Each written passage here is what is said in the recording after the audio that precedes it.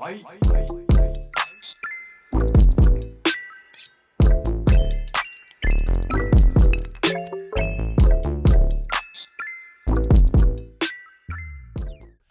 back to the Two Pointers podcast. I'm Trevor Everett. I'm joined by the person that you should be expecting over the last 2 years of doing this, and obviously a bit of a hiatus. We'll touch on that another time, but it looks slightly different behind me, but moved, whatever. Again, that's not what we're here to talk about. We're here to talk about the fact that Grayson and I, for a few years, were like, can we get a real game? Can we get 5? Can we get 6? Well, we got 5, I guess, a couple times. And we're coming to you 45 seconds after the game's over, basically. Hand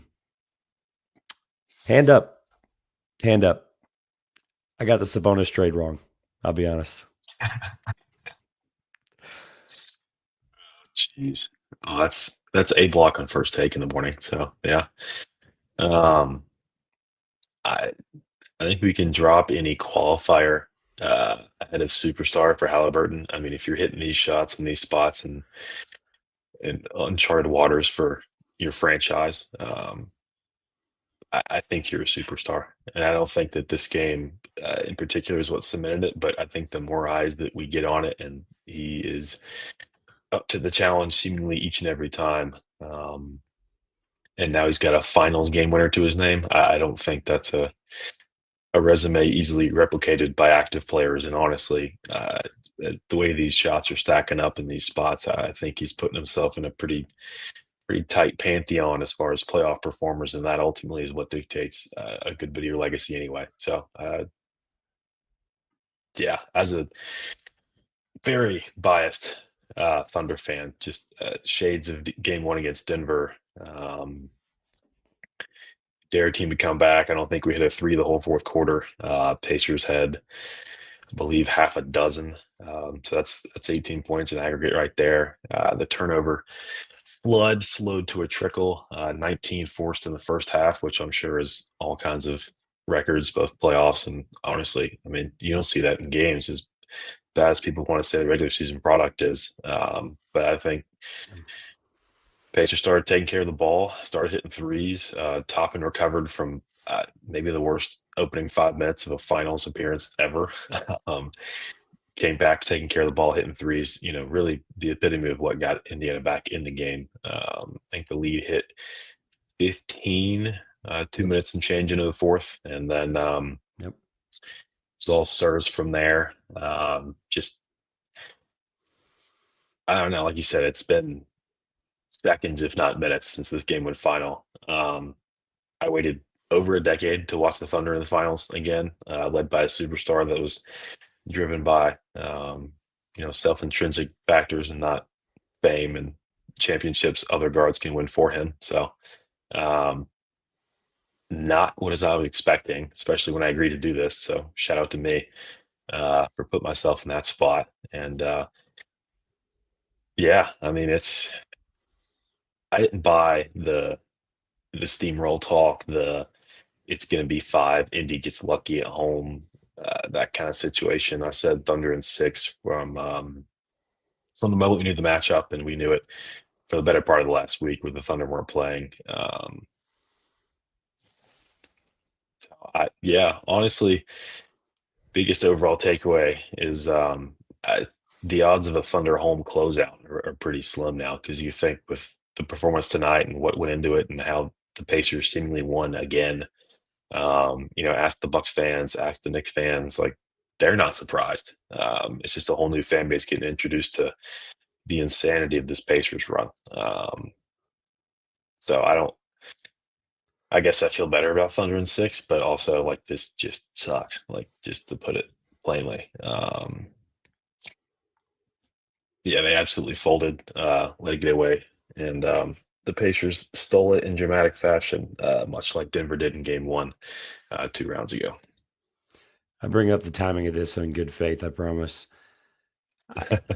If we're talking about this shot to clinch the finals in game 6, maybe he has another moment or two, then I'm changing. Like I'm not calling a superstar. That's not what I'm doing. But I'm not changing someone from one finals run. Like I'm just not. I'm not changing. It's just like the Luca crown stuff 2 years ago. Like Right. I'm not giving him the crown because, or I guess was that 2 years ago or 1 year ago at this point? Good grief. I'm not giving him a crown strictly because he made a finals run. Like he's had a couple of great, slots, and obviously this is different the way we hold Luca in this high regard, but what he's doing is impressive. Tyrese Halliburton, like just a couple of things to kind of contradict everything I said.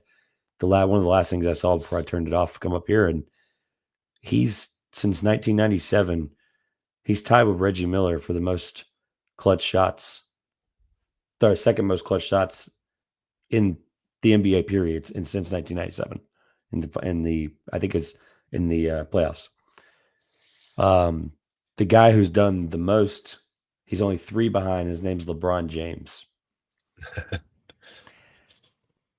He hasn't even been in the playoffs consistently long enough to even be remotely in the same breath of somebody in a clutch situation like that. And the Oh, fact that we're talking about him statistically that far, not that far apart from LeBron since 1997. Oh, by the way, 20 years plus. Like what he's doing is impressive. I'm not taking anything away from that. I'm also not changing my drastic opinion of him. And I think he's an incredible playmaker. I think he's got the best vision in the NBA right now of a guy that's that age. I don't think it's even close. But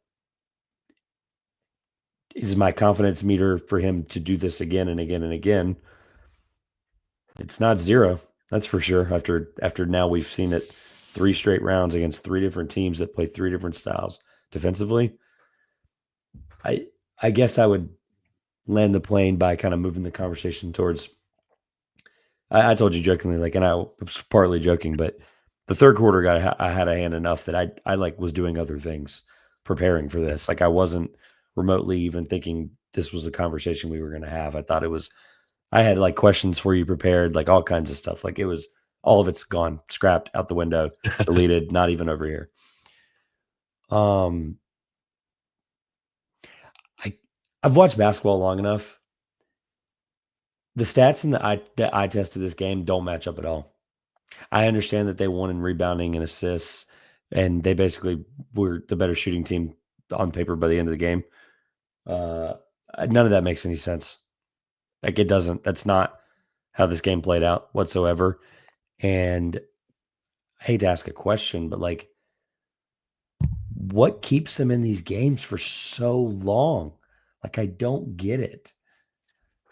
yeah, I mean, the third quarter, you didn't really miss much. The game kind of oscillated between that 8, 10, 12 point range, just trading buckets, little mini spurts here and there, and coming out of timeouts, running sets, getting quick buckets, and then the immediate answers. Lou Dort trading threes with a couple Pacers there. Um, He was really good tonight, by the way. he I'm was sure we'll have a whole excellent. conversation about him at some point. But like, He he was was, really yeah. good, and he Uh, would have been a humongous story had this game gone the other direction. Like he would like oh, there were his plenty performance is being yeah, discredited because of that. lots of journalists keeping Lou Dort articles in drafts tonight because of I, I mean, a team insanity run again. I mean, it just everything went in. Siakam was banking threes. You know, there was a lane violation called, which, Yeah, I wasn't aware that was a thing in the NBA anymore because you look in any lane, even tonight, both sides, everybody's got a foot in the lane. Siakam added some weird hitch to his shot that might have caused that, whether that was on purpose or not. I mean, it got him 8 point, and we're I think looking at there the final was. score. I think there was a Hart. I think it was a Hartenstein free throw in the second quarter where like I thought they were going to call some kind of violation. Like both, it was like both sides, the bottom 2 guys, all decided we're moving like before the ball even leaves his hand. And I I mean, it's literally that looked up. baseline camera angle that tells on everybody. I looked up and I was like, "Are they moving or am I in slow motion? Like, what is happening here?" Like it was jarring enough that like yeah, it happened a couple of times. So Yeah, I mean, I don't know. I thought Mark was pretty bold to go small off the bat. He put Case and Wallace in the starting lineup in place of Hartenstein, and that, early on, the defense was just hellacious. Indy couldn't get anything going whatsoever, and the only reason the Thunder weren't up 40 in this game is they just weren't cashing in at nearly the same rate off of those turnovers. Like I said, 19 in the first half, and it was a 9 point game at halftime. you show me that any other Thunder game, I say it's 20 something easily. And we've seen that in this playoffs. We've seen that all year from this team. They're trying to push towards 85 wins total and be one of the best teams in the history of the NBA. And so it'd only be up 9 uh, after a historic defensive half as far as being disruptive and tipping balls and grabbing rebounds and getting out quick. There were a couple times late in the first half they tried, a couple different guys tried the kill shot 3 up 10, just didn't fall. I think Lou eventually got one to get it to 12 or 13 there late in the half. A little bit sloppy up near the glass on offense late.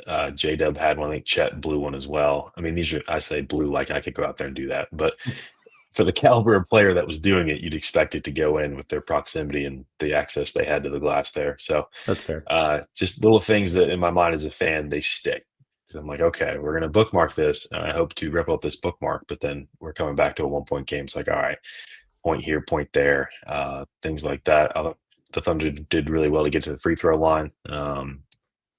Looked like a pretty ethical game free throw wise from both teams, which No, as a fan their of penetration basketball, into the lane was elite for most of this game. yeah. And then Nimhard essentially took it upon himself to put 2 feet in the paint every offensive possession. Was really ball handling more than Halliburton was down the stretch, to be honest. So he had a couple key threes as well. Neesmith added 1 or 2 too. I don't know who had the majority of the 18 that they hit. I would assume it was Toppin. He had 5 or 6, but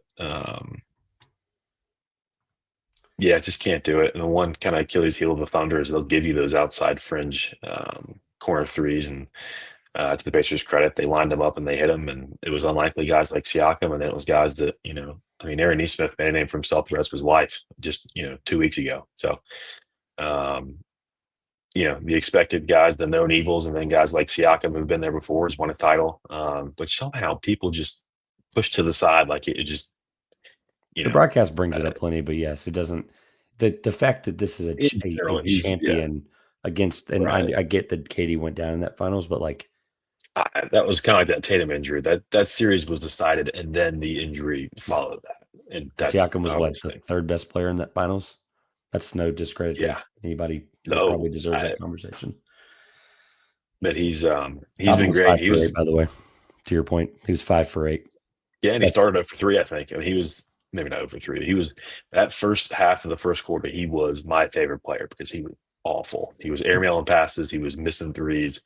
You could tell mentally he just wasn't quite right. But to his credit, reset, clean slate. He was out there hitting shots he's expected to, and really improved as the game went on throughout. And I think the broadcast did a good job of kind of highlighting that and the early struggles and Carlisle keeping him in and just allowing him to contribute the way they had to have him contribute to win this game.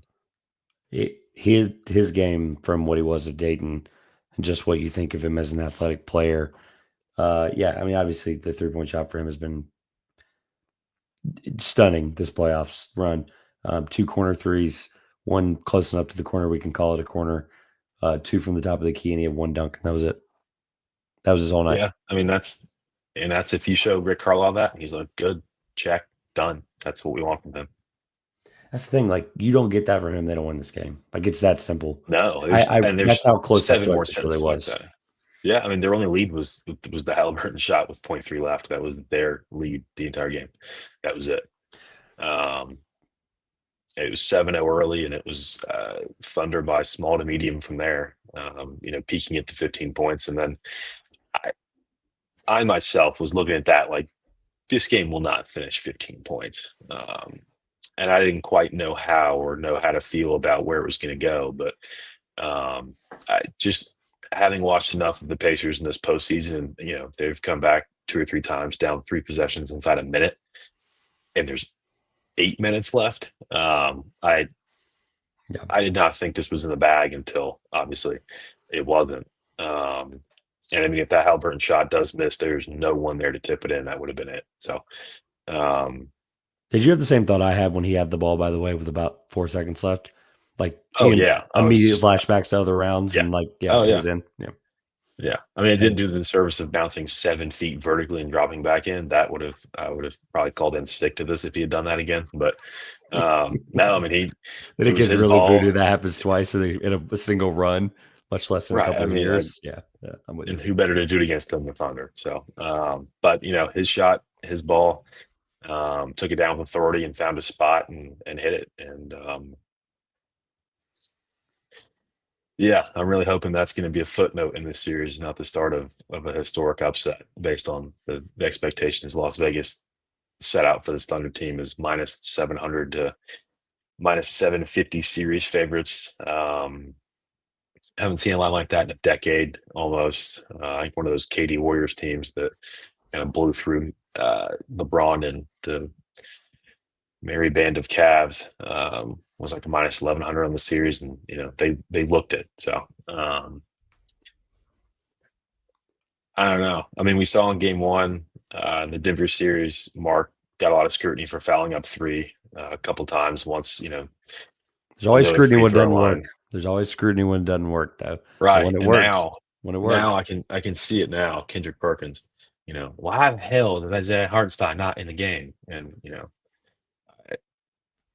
I'm going to give Mark the benefit of the doubt there. He's forgotten more about coaching in the last week than I've ever known. So it may not appear like something that worked. Obviously, now in hindsight, we lost the game.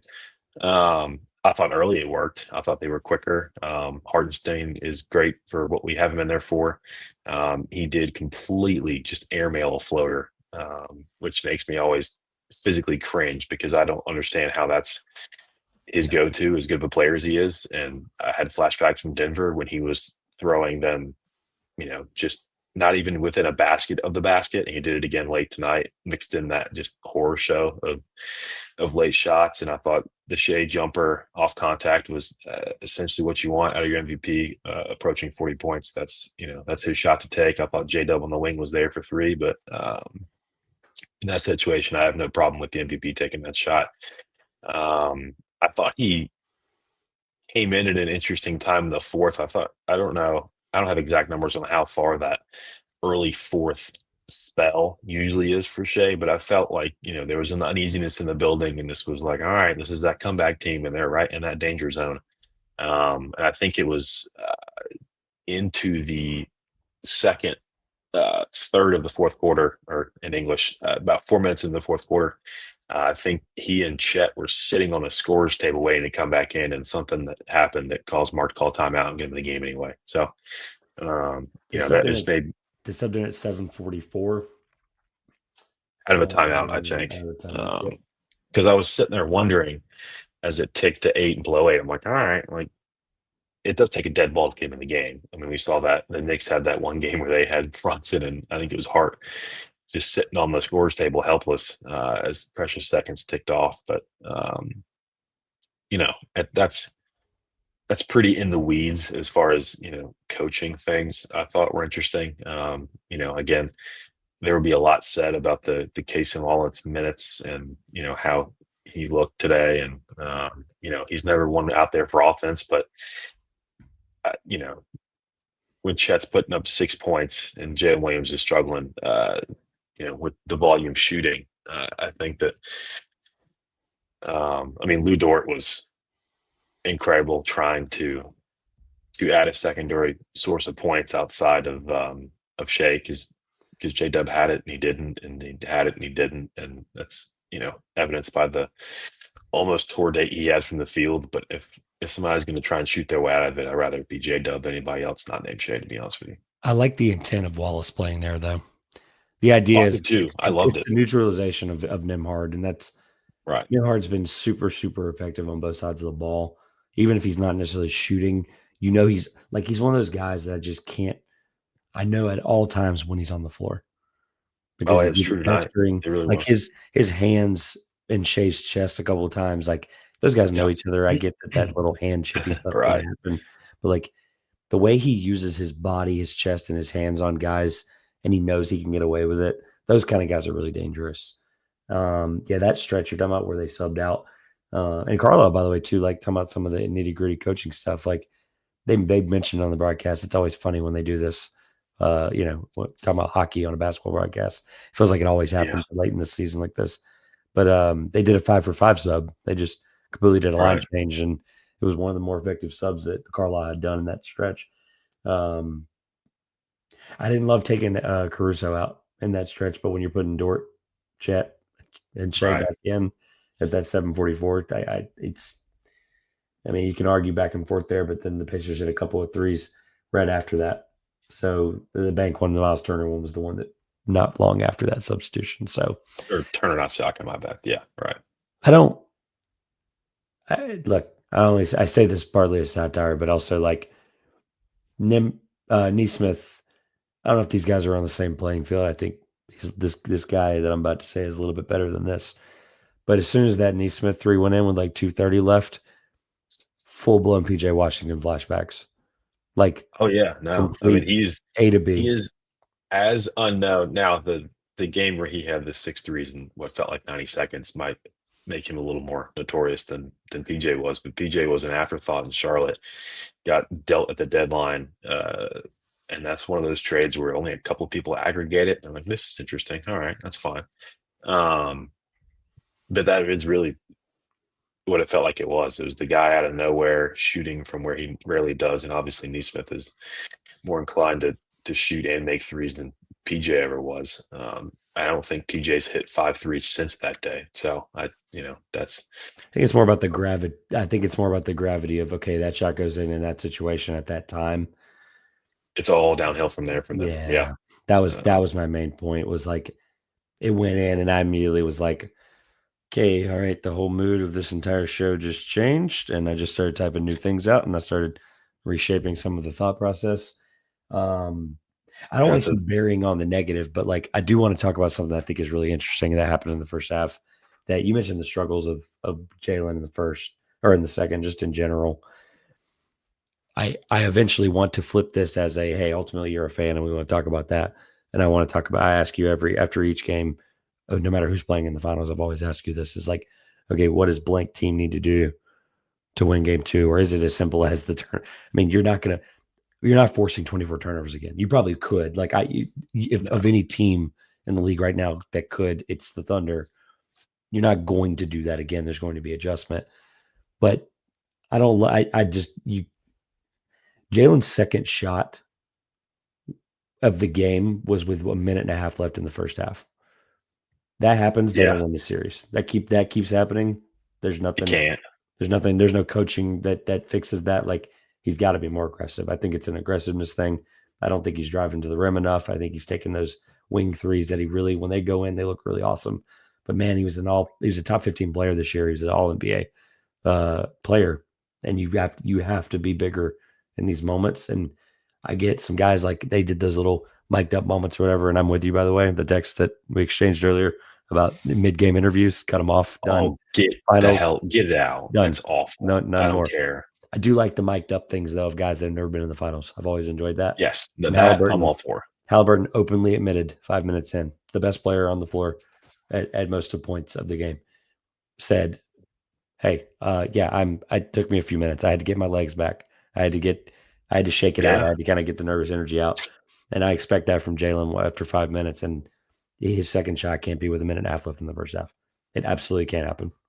Now he was invisible for a lot of the first half, offensively at least, and he did get very aggressive, kind of flipped his switch and um, had a couple of good drives to the basket, got some contact, made some shots, but I think it got away from him. He was like, okay, I only have 7, 8, 9 shots. I need to shoot more, and it didn't go his way tonight. And Shea shooting, as much as the MVP should, and you could tell because he was. I still think he finished just north of 50% on the night. Um, just about got 40 points. So if somebody's going to do that, that's Shea's to do and figure out. But yeah, Chet Holmgren also just, I mean, you want to talk about invisible. There were times I was wondering, was he on the floor? I had to like stop and think and look and scan and figure it out. I mean, his shot blocking presence is second to maybe none. I mean, Miles Turner did lead the league in steals the regular season. I think I saw the broadcast at one point, but his best asset is his anchor defense in and around the rim, shot blocking effectively without fouling, straight up, all those things. And He's capable of offensive outbursts. That's not something the Thunder lean on, and they sure as hell didn't get it tonight. He had 6 points, and 2 of those were on the free throw line. So there's got to be a happy medium between 30, which would be very unexpected, but equally as unexpected as 6 on that stage in that spot. And not to look ahead to the biggest Thunder enemy, the second apron. If you're putting up 6 in a finals game, you're not getting $250 million. I can tell you that right now. They will draft a 6th grader that can do it because they've got 40 more draft picks. So, a tertiary scoring option having a bad night, Dort kind of filled that if you were looking at stat sheets and trying to mix and match what was expected. Because if you swap Dort and Chet, I wouldn't even think of it just passing over a box score. Like, okay. So, yeah, Chet's got to be more assertive, I think, on offense. And, I mean, not to turn this into a degenerate podcast, but I took the first quarter under 56.5, and at no point was I even sweating that. I was like, these are 2 teams that have never been here. I think Alex Caruso and 2 other guys have even been to the finals before, and none of those guys were starting except for Alex Siakam, Caruso has a obviously. ring, sir. Alex Caruso has a championship ring in his closet right now. There's the Lakers. There's the Bill Simmons style. Just slide in the home team there. You opened it up for Caruso, Siakam, and someone else I should remember were the only the finals alumni there. That's a fun quiz question. Let me look. It's not Tony Bradley, that's for sure.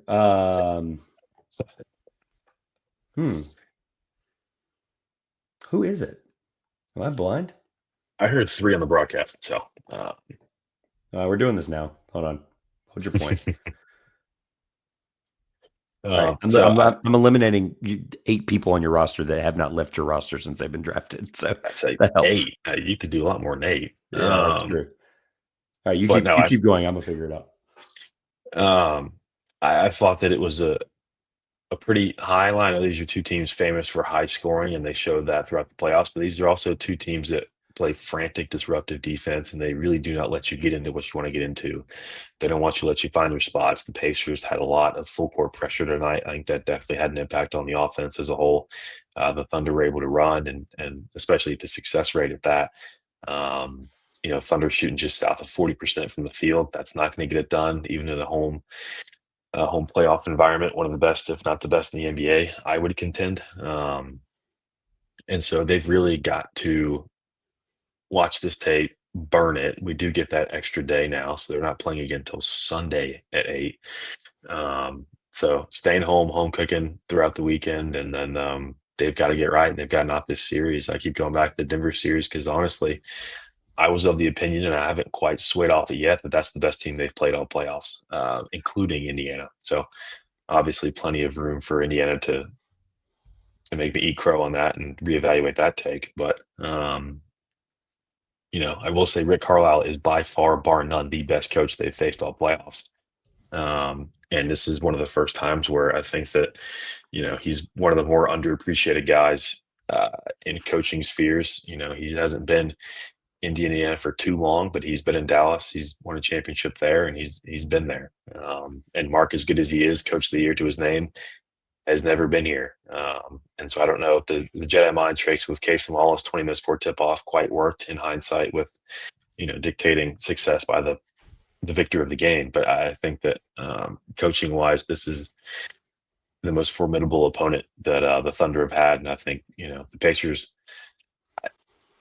I can't even want to think about 2-0 going back to Indianapolis. But, I mean, God forbid, I would retract that Denver comment pretty quickly. I got sidetracked by the champion thing, which we'll address in a second. But to your point about Chet, it's not as simple as he just needs to be better. He's their only option. And I say that from, I know you talked about some of the shots with Hardenstein, but the problem with him is you've basically cut his minutes since the semifinals. Right. And so I'm not saying game 1 tells the story of the series. It never does. He's probably not getting an increase in minutes unless there's an injury. God forbid. Or he's, just feeling it. I mean, I just don't see it. Like, I just don't. I think 18 minutes, I think is 17. I think 17 is his cap this series. Like, you're going to have to be small. Yeah. I think you play the Pacers game better. And the Oh, we part that did like in all and spots. the Yeah. part that kills me too is like 36% from three. Like you're the eighth best team in the playoffs right now. 12th best, excuse me. You're the 12th best team in the playoffs in Oh, they've three-point been shooting. horrible from three by their own standards. They've been horrible. If you're I said it to somebody this morning, you're the 12th best team from three in the playoffs right now. If you're the eighth best team from three, you probably sweep this team. I mean, people are talking about making us give up 4 guys in the expansion draft at that point. I mean, there's I genuinely um, believe that Hartenstein's like been played out already. Like I'm fully, to be clear on my previous it point. happened with Giddy last year. I mean, they didn't have as long of a runaway to play him out, but it's the same thing. Guy we expected to have a pretty decent contribution. Giddy defensively was not much to depend on, but especially offensively, and we need offense from Isaiah. Put back lobs, whatever needs cleaning up on the offensive glass. We got out rebounded by what felt like 30. I'm sure it was closer to 15, 20. But then with Shea and J Dub and Caruso getting 13 to down 10. and dirty. Yeah, and I'm sure I bet we had more points in the paint because You that did. just makes no sense. You It did. I just looked at it earlier. exactly. So yeah, I mean just eye test number of drives, number of guys getting to the glass. And we did blow a couple down the stretch of that just wheels falling off segment of the fourth quarter that just make me want to rip my hair out because when you're giving up 2 points on the glass in the NBA Finals, you're going to need them. I don't care what the lead is. I don't care when it is. No team has ever cared less than this Pacers team what the score is. So um, Yeah. they're going to have to clean it up. They've been down 1-0 once already.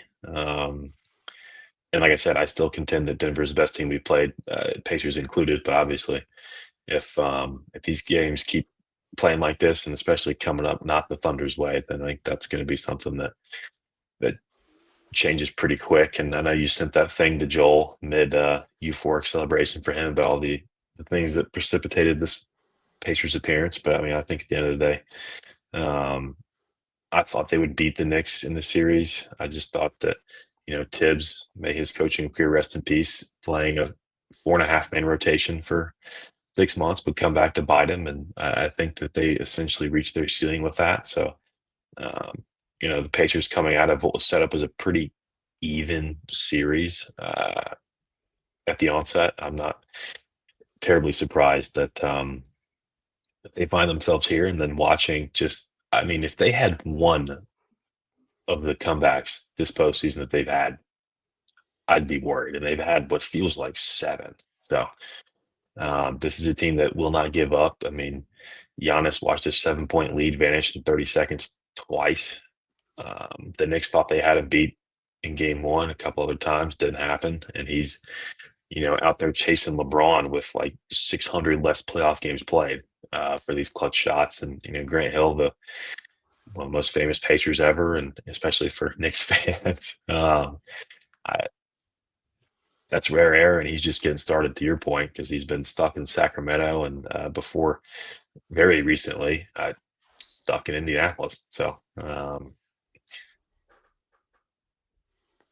don't know. I still think Thunder at 6, but you show me this, I'm like, it might be 6, but I don't know about Thunder.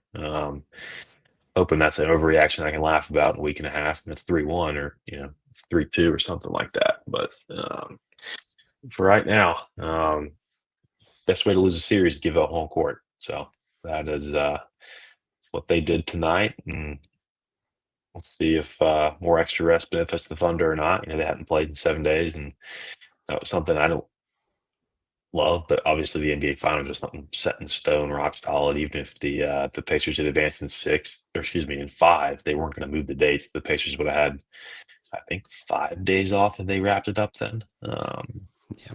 But nothing you can do about it. Obviously, Adam Silver wants playoff series longer than 5 and 6 games. But I this thought is his year point 3 of about this. you see his point about the Packers and the That's Steelers. so stupid. I don't. I'll leave it alone. I just thought it was funny. Using the Steelers, one of the most storied franchises in the city that's albeit still one of the largest cities in the United States. Anyway, first of all, respect to Grant Hill, Pacers legend. You said earlier it's also midnight, so That's your excuse for name dropping Grant Hill instead of Reggie Miller. Pacers fans forgive you. Oh, jeez. No, Yeah, I love sorry.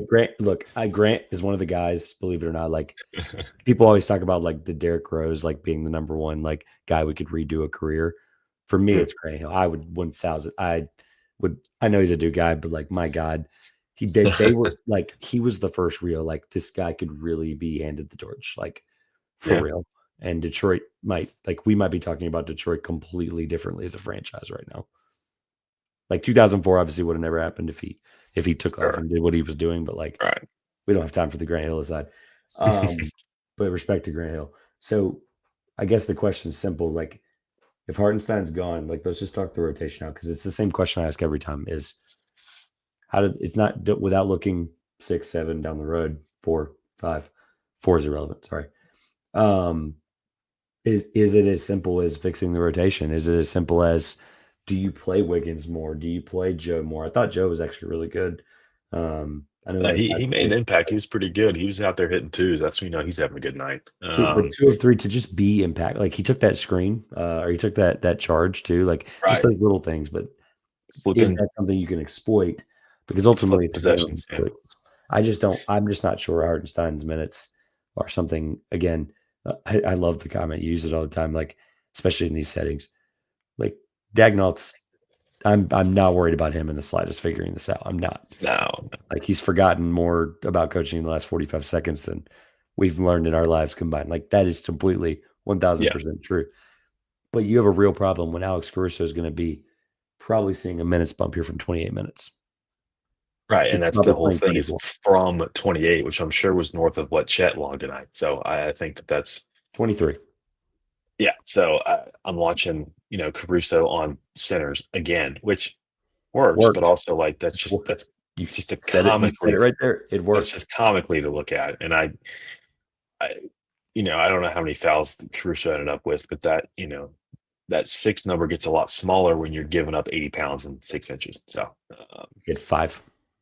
right. So you're pushing it. And that may be the reason he didn't play. I don't know where he was at in the game with fouls. They didn't pop up a foul trouble graphic at any point that's my PTSD has erased it from my mind, but I don't think we got We probably got um, I probably missed it, but we probably got a percentage chance to win graphic though.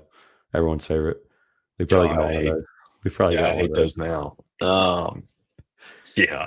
Uh, At us that screenshot that was funny a week ago of all those 99.2s they came back and won. So um yeah, I mean if you're gonna put AJ Mitchell in the damn game, I could see some Jalen Williams in the center minutes. We saw it against Denver. He was kind of a good foil to the Jokic piece of it because he's a really, really strong dude, shades of Steven Adams in that respect. Just putting 2 feet on the floor and you are not backing him down. You're not moving him off his defensive stance. You're not doing any of that. The bully ball that Jokic, has to get from the free throw line to the restricted area, it just didn't work. Couldn't do it. Um, you have to be really careful with that. And again, seeing Mitchell in the first half, I was shocked, rubbed my eyes a little bit. I don't think it lasted more than a couple minutes, and he didn't really do much. He had a shot, got his rebound, missed another one, which is probably nerves to the rookie's credit in the NBA Finals. I he's don't really think and he's a really really interesting player too. Like a guy I he really was like. fantastic. I believe I covered him for something on the website a few years ago, and he's super long, athletic. I think I had him like in the 30s at one point on a board a few years ago. Like he's there's a reason that he's He fits playing the right now in the Thunder really finals. well. Correct. Yes, there's a real reason that's Um, the case. but I kind of looked at that and I was like, all right, like I know you're a sicko, Mark, but come on, like at some point we gotta dial back the evil genius there and kind of stick to what we know, which is Caruso, Wiggins, Joe. Um, whether what we know is good or bad on Hardenstein, I think the jury's still out for right now. You can't hit the panic button yet, but if we're in a dogfight again down the stretch in game two, that is a must win for the Thunder.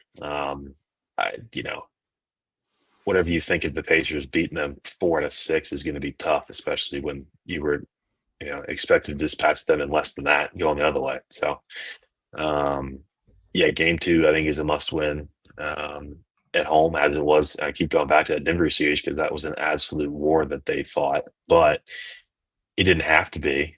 We didn't have to have Aaron Gordon turned into Will Chamberlain twice and steal 2 games, but it happened, and we're halfway to the same scenario with Halliburton now. So, um, just can't do it. That's going to be the one thing that I'm going to look back on. However, this final shakes out is like how many games in this playoffs, and there won't be many, but um, like I can't believe we blew that game. Up 9 with 3 minutes left against Denver. I don't know the exact stat. I'll see it 47,000 times on Twitter tomorrow. Whenever we were up with like 2:40 left, it was pretty tight by then. It was inside 2 possessions, I think. But um, just stuff title-winning teams don't typically do, especially multiple times, especially on their home floor. I'm looking at this stupid final score right now. The Pacers were a 500 road team in the regular season. Go figure. Because now they look like the best team in the world on the road, and they love being down. And it's not like the Knicks where they get down 10 just cause. Like there's some sort of dark magic that brings them back in these games, and it starts beyond the 3-point line. And I think again they hit 6 threes of their 18 in the fourth quarter, and that's huge, especially when the Thunder countered with 0 in the fourth quarter. And it wasn't for lack of trying. I don't know if I don't think we tried to set up. I don't even know if Kenrich saw the floor tonight, but Kenrich or Joe or somebody. If Dort's feeling I have an idea. I really think Jalen Williams can actually be really valuable, even if it's just a body. he's going to have to be. I think 6'8", if he's out there, he can at least stay with Siakam a little bit. and if he Siakam's gets faster, more behind it, athletic. I get that, but like he's and a if you get body. by him, you got 6 fouls. You're not going to be in the game long enough to use them. Yeah, That's 2-3 less fouls on Chet or Hartenstein or Caruso or whoever's down there trying to rip a board away. If we're gonna foul Siakam and Turner 5-6 times a game, I'm fine with Jay Will picking up 2 or 3 of those because he's gonna have plenty of those in his pocket. And if he plays 10 minutes with 4 fouls, I don't care. Because that's you'd not a rather guy you him get want to him than close someone with. else. You're You'd not rather going him. to close with him, so you want those guys to be pretty clean and they can play defense how they want to play defense. And if we start to get, in that late game, like going for a 2-for-1 or Turner gets the ball when I put him on the free throw line, whatever the case is, we want those fouls to be at least available. And I don't think that was any kind of hindrance tonight, but just again PTSD from past playoff games and rounds, and a lot of foul trouble in that game 7 against Denver. That's just what it brought me back to. A bit as well in that Minnesota series, because honestly, the Thunder got a pretty favorable whistle on that. We were able to be more physical with them, and it was officiated a bit differently. I thought they closed the gap, down towards the latter end of the series. But at that point, it's pretty much signed, sealed, delivered. So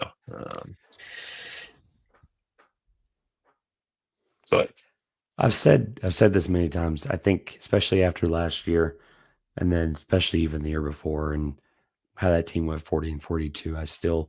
I think I'll take that to the afterlife and not know how that happened. They've matured and they've grown and they've learned from these moments. And I think game 1, you're a real championship team if you take game 1 on the mouth and you learn from it very quickly.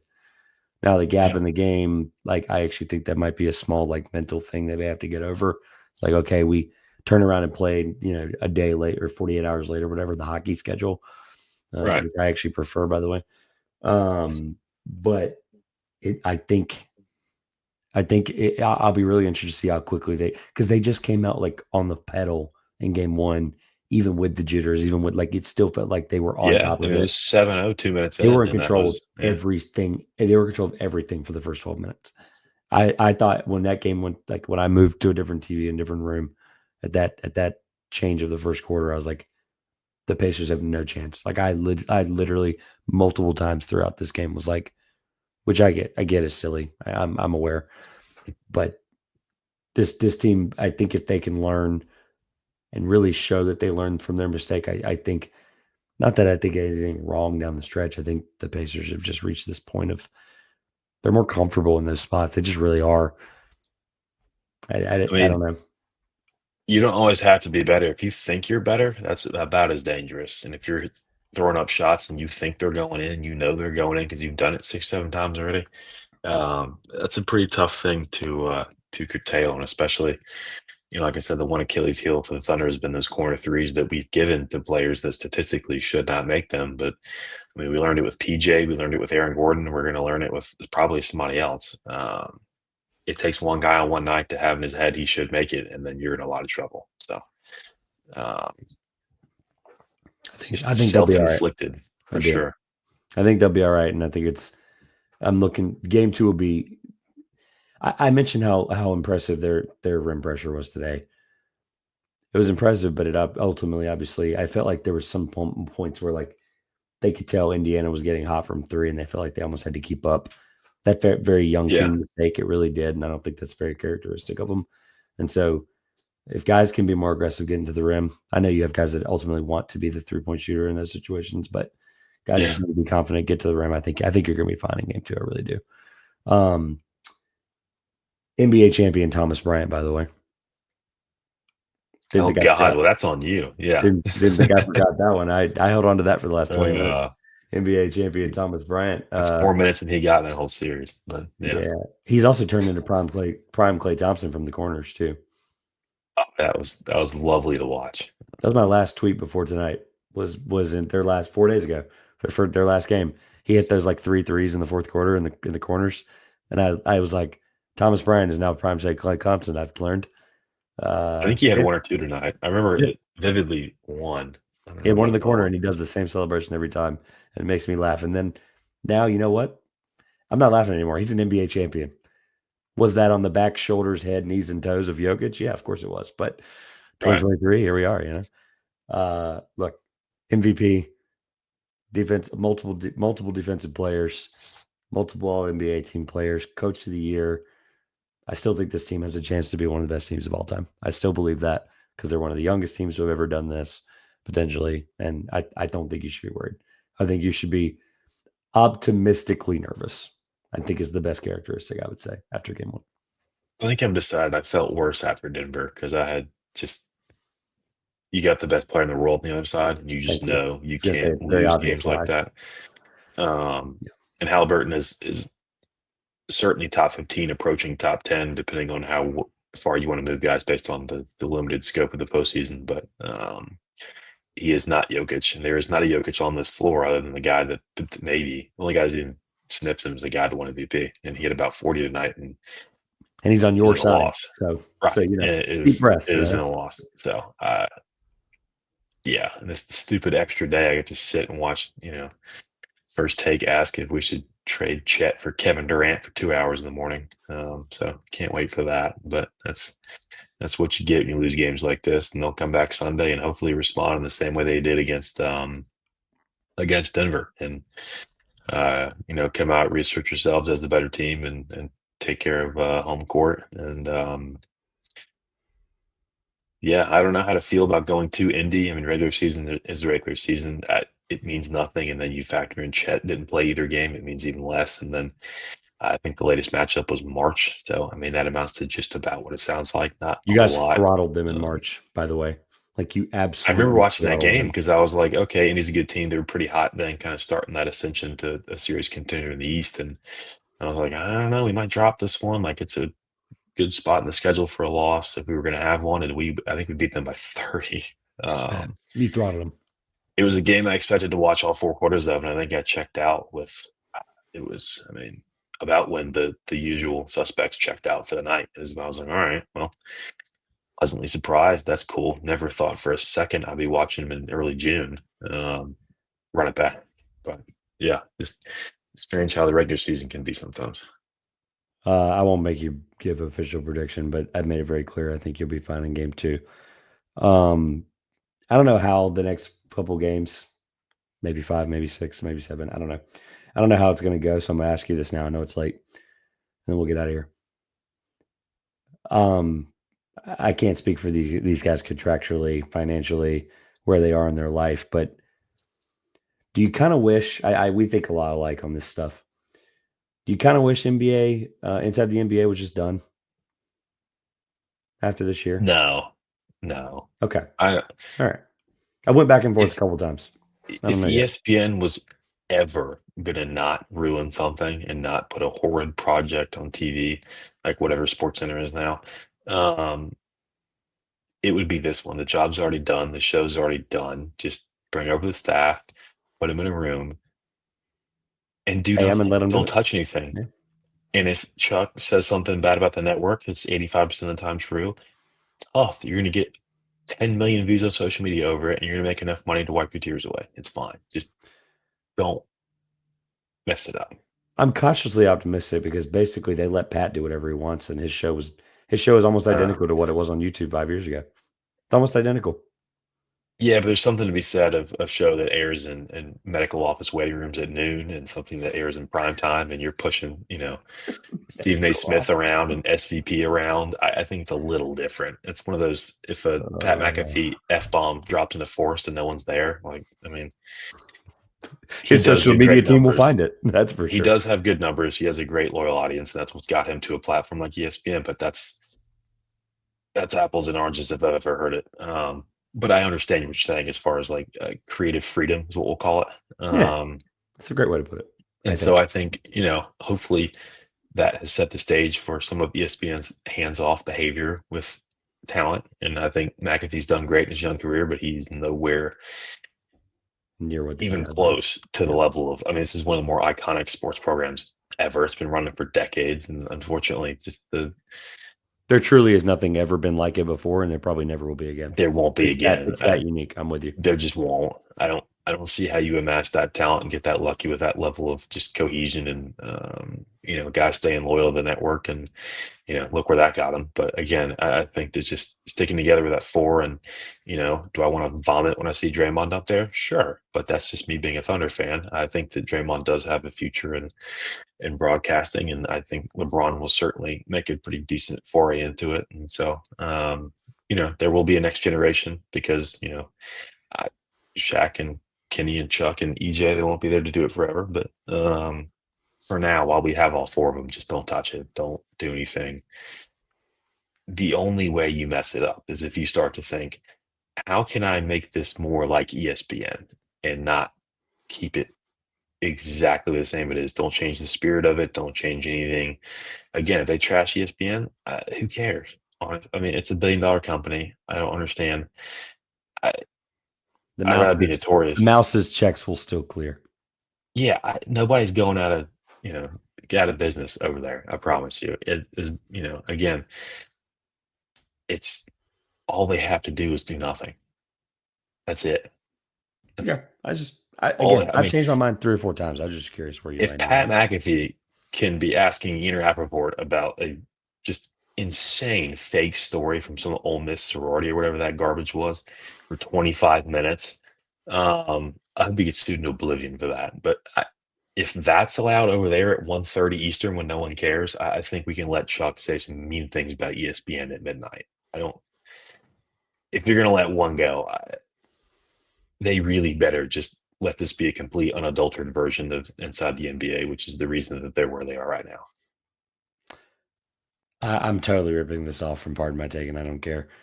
Who's the funniest ESPN or non-ESPN personality that could appear next year and ruin the show?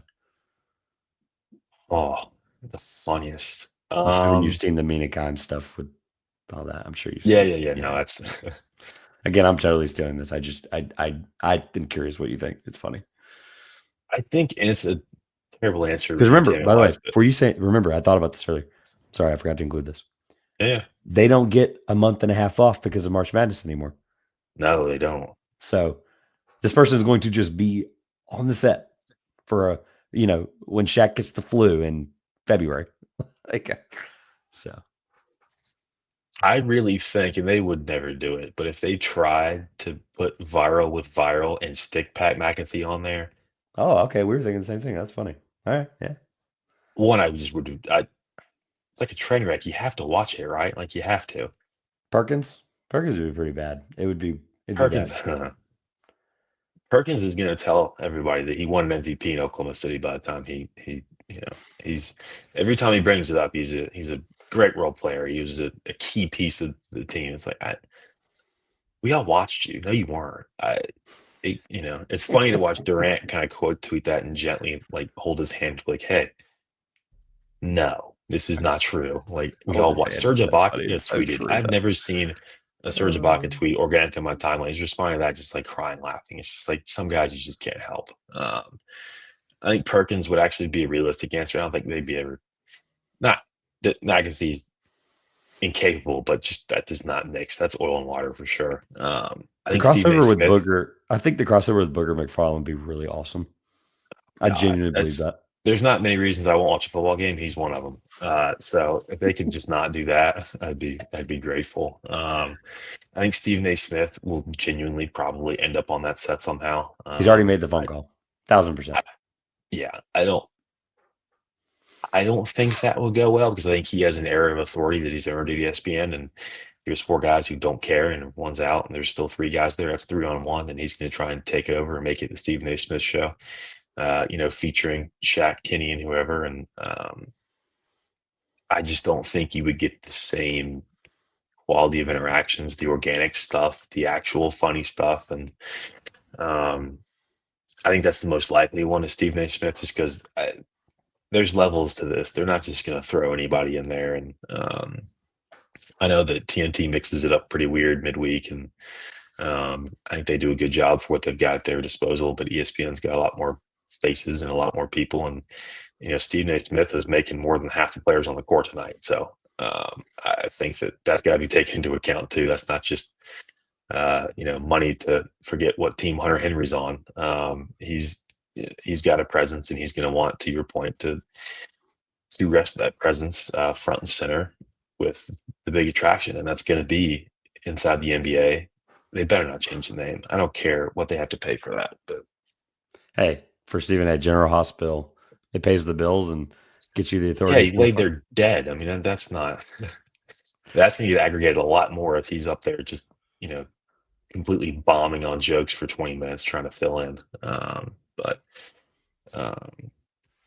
Yeah, I'd never watched General Hospital. I actually went and watched half the episode that he was in the other day, just because he was the poor joggers.